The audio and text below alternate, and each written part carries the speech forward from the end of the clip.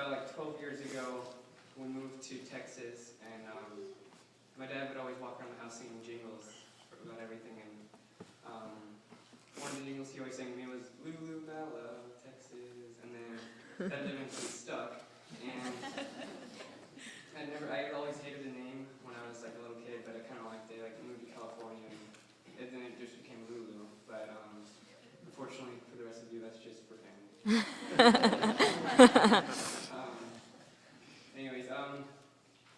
I started picking up golf about 5 or 6 years ago.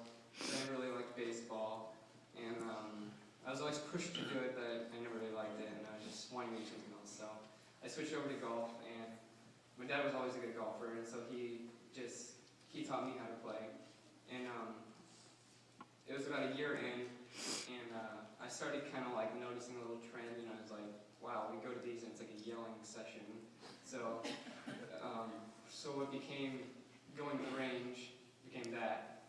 And one time we were going out, and we were going to the local golf course to play a little par 3, and I wasn't too excited about it, but I should have been because of what was going to happen.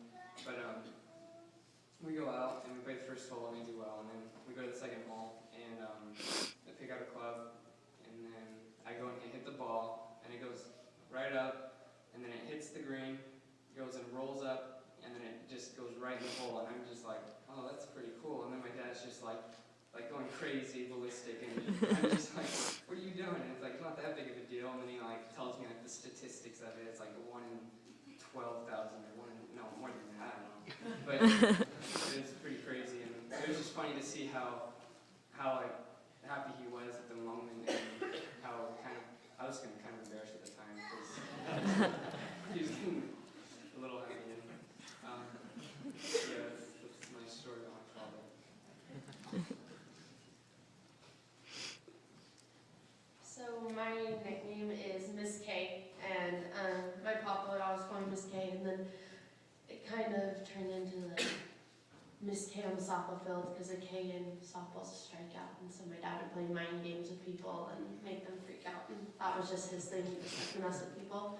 But I started pitching when I was 8 years old, and I couldn't throw a ball, which was kind of weird coming from a McCleve family, and I just shouldn't know how to throw a ball, but I did it.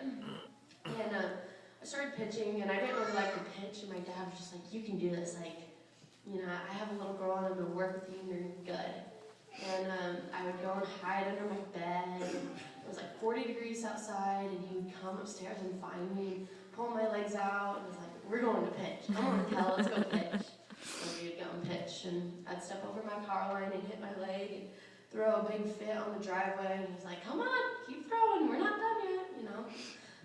But he was just the best coach, and I'm really going to miss our days on the bucket. He was my catcher, and he just made me so good, and without him and without the hours and hours we spent over the years almost daily, I wouldn't be playing up in Utah. I'm a college softball player now up at Slick up in Utah, and that was our dream for me to play college softball, and I'm there now. And this last year he went blind, and he wasn't able to really see me, but he would always come out to the field, and my mom would get him in his wheelchair, and he could just hear the snap of the glove, and he'd be like, good pitch.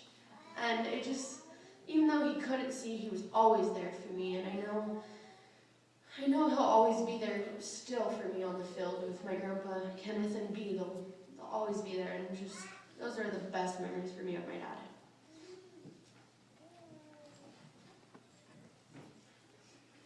So my nickname was, well, I had a couple of nicknames, but the one that you decided to put in the program was Sunshine. And the reason my nickname was Sunshine is because I was about 17, living in California. I grew my hair out, and it was pretty long. You can see in the pictures over there, I was the one with the long hair. And I always used to flip my hair. And, you know, so when Remember the Titans came out, you know, Sunshine, so he decided to copy that name, you know, just call me Sunshine.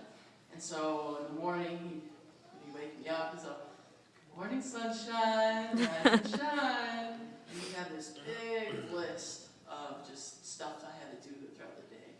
And you know, most of the time I tried to get everything done.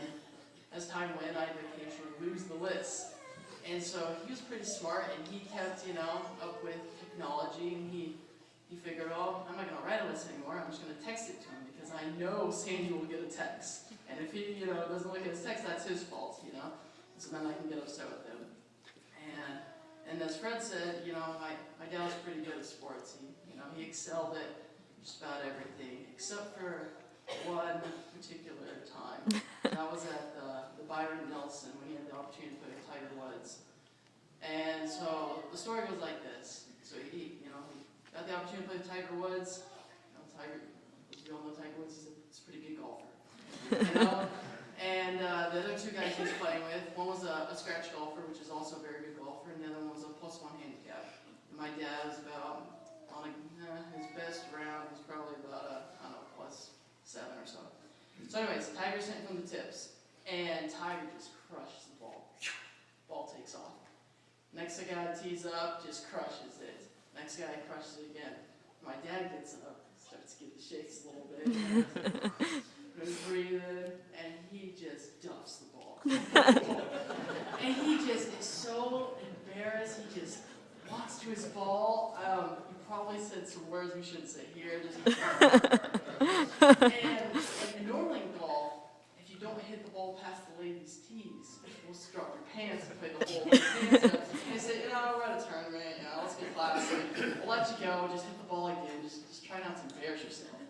So he gets it, and he hits the ball, and he did pretty well the rest of the round, but that was just one little embarrassing moment just with Tiger Woods, But the thing that I was there, and I had the opportunity to caddy for my dad, and one of the things I was able to watch my dad and to learn from him is that everyone else that was there was afraid to talk to Tiger Woods. They thought, he's a professional, I can't go and talk to him. And one of the things my dad always taught me is don't be afraid to just go up and talk to somebody. They're normal people, and what's the worst thing that they're going to say to you? No, I don't want to talk to you. What if you don't talk to them? The answer is no.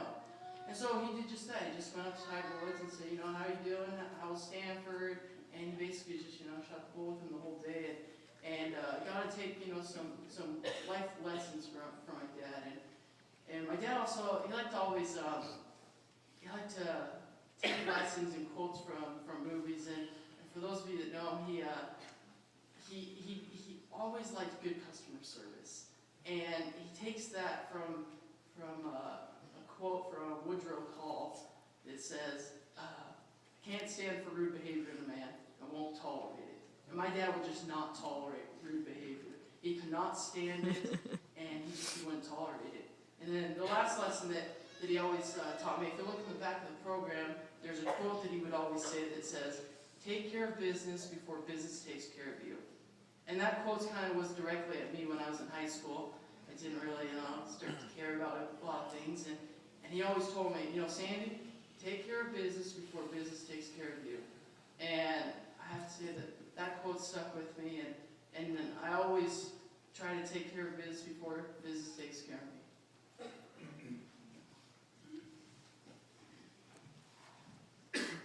So my nickname was Goose, and it's straight out Top Gun.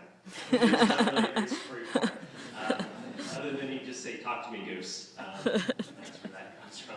I think it's stuck because I hated the nickname growing up, which made him love it all the more. So, just to goose me a little bit with it. But as you can probably tell, my dad took baseball pretty seriously, either playing it or as a coach. When he was coaching my team, I think it was when I was about 11 or 12, we were playing one particular game, and my dad was out coaching third base when we were up to bat, and there was a teenager that decided he wanted to be a little bit obnoxious. He wanted to ride his bike right through our outfield, and he would weave in and out of the players, and each time he would do this, we had to stop the game, and it was big interference, and we were trying to get him off the field, and instead he just kind of ride around and run away from everyone and then curse at us or make rude gestures.